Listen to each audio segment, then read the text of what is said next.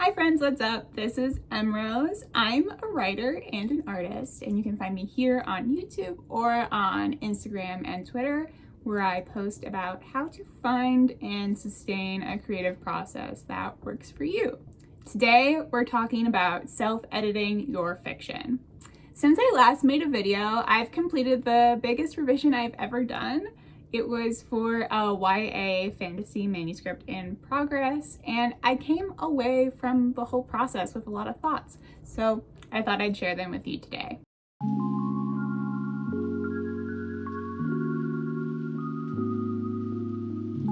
Now, I'm the type of writer who really likes editing. I like working through my full draft, which I would say my first drafts are usually like medium messy, and I like going through to level up all the characters, the plot, the language, and I've also been employed as an editor multiple times. So I've done editorial work on a lot of blog and social media content, websites, articles, and I also briefly worked on a newspaper. This is to say, at this point, I'm pretty merciless.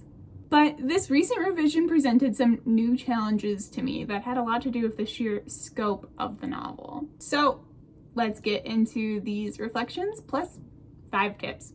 So tip number 1 is to defamiliarize yourself with your pages. For me, after I finished my full draft, I set it aside for about a week.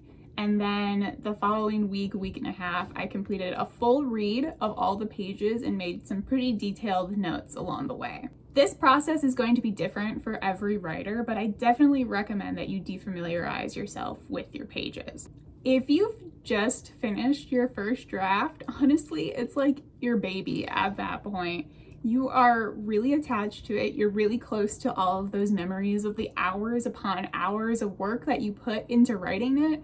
And you're also focused on like your wildest possible dreams for what this draft will one day become. And honestly, good on you. Like, you deserve to have some time to revel in those feelings of joy and celebration.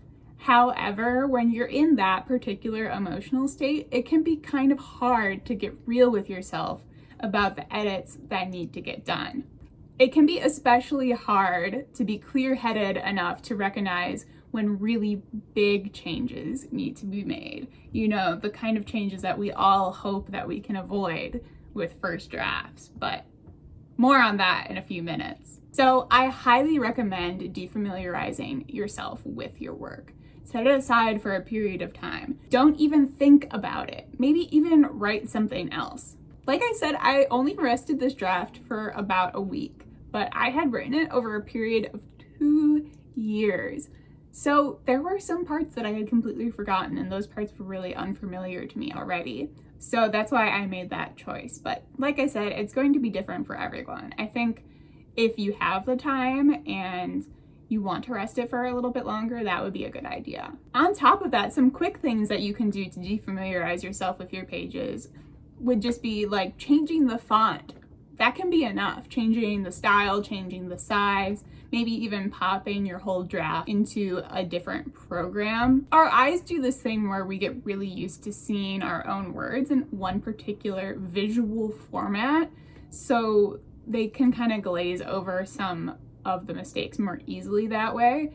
And also, if you're used to seeing your words look a particular way, you might be less inclined to change anything in the first place. Now, if you're like me and you find that you think really differently on a screen versus pen and paper, printing it out can also be a really good option. And that's what I did with my own draft. Tip number 2, set your expectations. Like I was saying, I think we all have a moment where we finish our draft and we're like, maybe it's just perfect. Maybe it doesn't need to be cleaned at all. Maybe this will be just like a really quick edit because it's not that messy. Well, it's important to keep it all in perspective. And for most people and for most projects, the editing period, that whole time that you're revising, really accounts for a large amount of the overall process. Nobody writes perfect first drafts, and honestly, nobody writes perfect second drafts either. In my time as an editor, I found that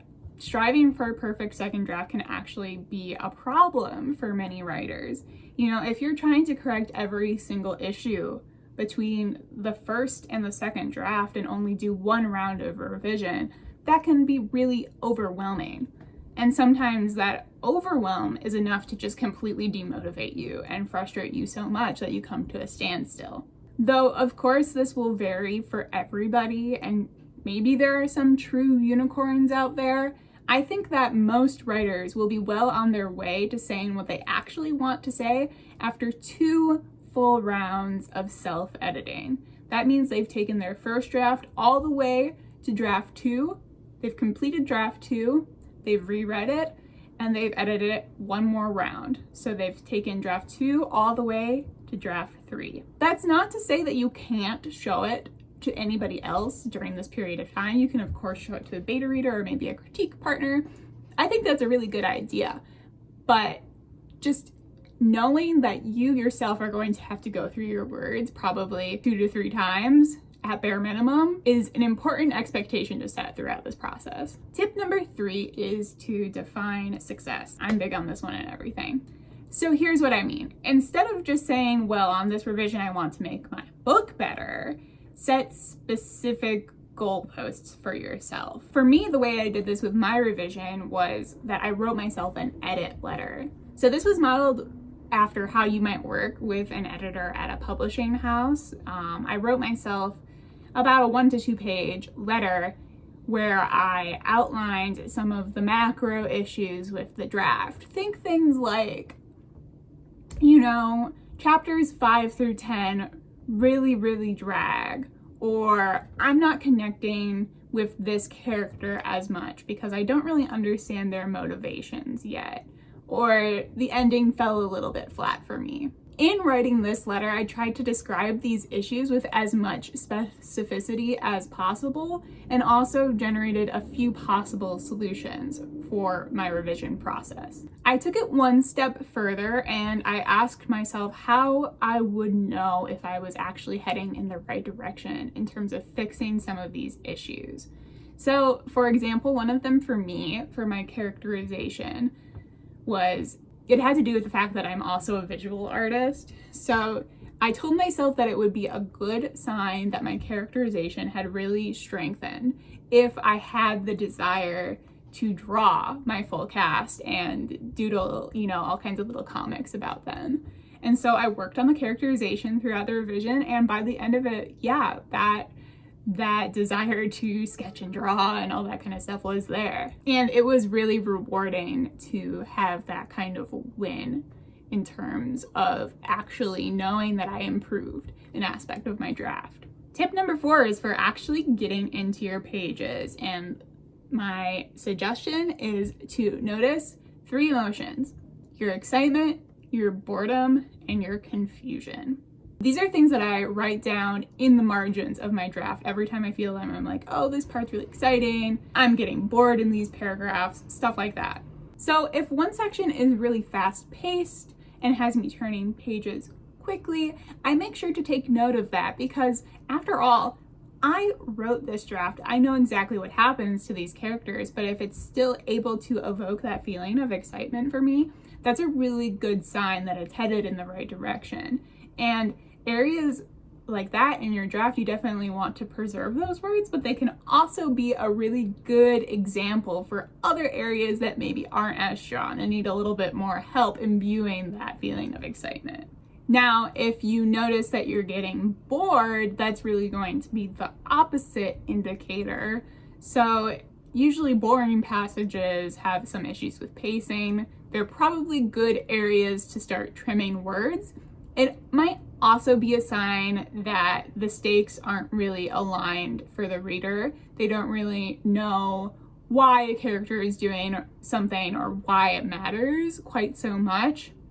Another possibility is that they're just sort of receiving information and they don't know what to do with it yet. You know, it happens a lot in expositions where you might receive a lot of backstory or a lot of world building details and you don't know why it's consequential and you don't know if it's something you really need to remember or if it's just for flavor. So if you notice yourself getting bored, it's a good idea to look for any of those particular issues in those sections. So boredom is one quick step away from confusion. Of course, you want your readers asking questions with curiosity, questions that sort of drive them to read on further, but you don't want them to feel so inundated with these unanswered questions that they get annoyed, right? It can be a little bit of a difficult balance, and this might be one of the hardest things to really know when you're self-editing, because something that feels very logical to you as the writer who has spent so much time with the pages might be more confusing for someone who isn't as familiar with it. So as writers, we often need an outside perspective on those things.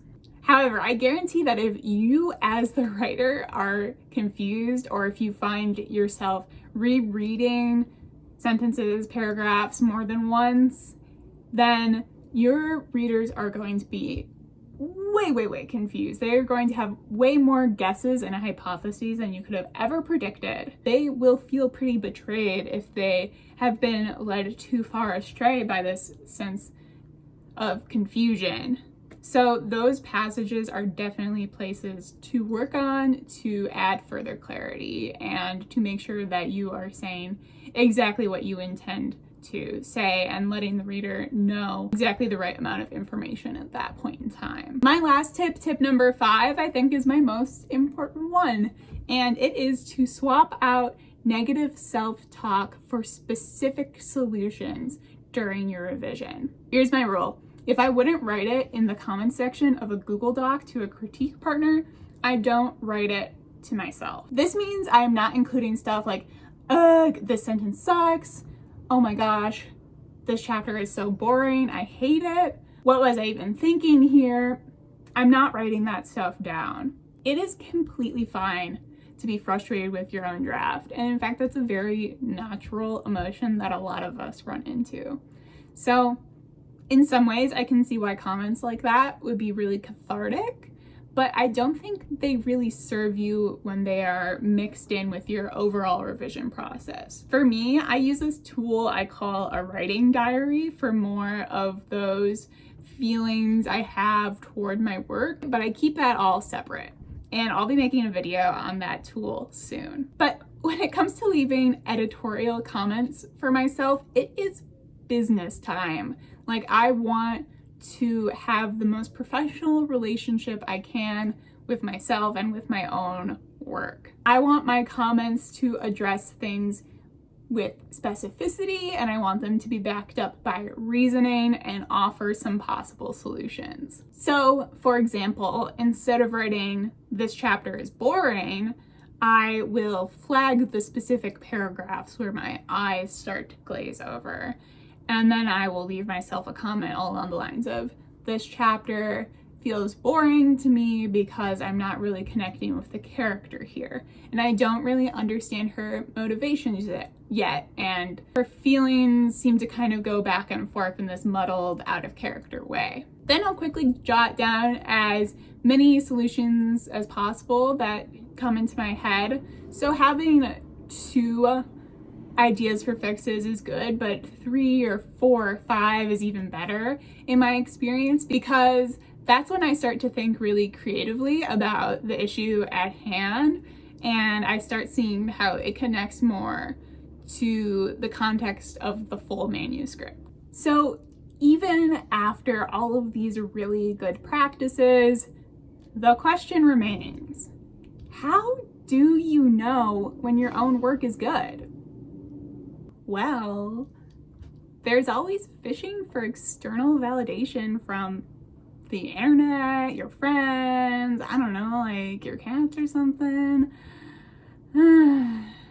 I think this is a situation you face no matter what you create. If you're a writer or an artist, sewist, a painter, whatever, like, you are going to reach a point where you finish something and you have no real way of telling whether it's good or not. And believe me, I completely understand how good external validation can feel.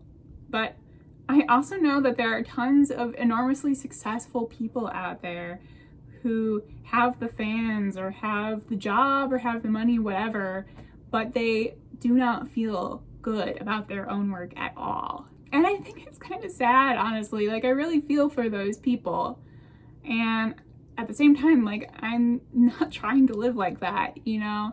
If there is a different way of being, I am trying to find that sort of relationship with my own work. I don't have a specific answer to that question of how do I know when my own work is good? But I do know that it's really exciting to me when I finish something and I've realized more of my ideas in some way, but I'm still very curious about them in others. I like when my own work has given me even more ideas of what I want to create next. And I also really like knowing in that moment of finishing something that I have put in all I've got. You know, I have improved my work to the greatest degree that I can imagine in that moment. And what I am offering up is the best I can do as a creator in that time. So that brings me to today's questions. The first one is, what do you like and what do you dislike about the revision process? The second one, more broadly for all you creators out there, is how do you know when your own work is good? We're all just gonna keep asking that till the end of time, aren't we? Please do like and comment down below if you feel so inclined, and maybe subscribe if you'd like to stick around. I have a lot of videos planned about art, writing, creativity, and creative life in general. It's my hope to make videos that you can kind of just throw on in the background while you're working, or maybe get you thinking while you're warming up or cooling down in your creative process. Thanks for sticking around all the way to the end of the video. And until next time, this is Emerose, and thanks so much. Bye-bye. Come on, kitty. What is wrong? Can you chill? Come here. Come here. He cannot chill. He cannot chill. What is wrong? Work of your whole process with your manuscript. Don't you think so, Star? Should I keep you in the video? Can you stop playing with those? Come here. Come here. Can you just sit here? Though, of course, this will vary because all writers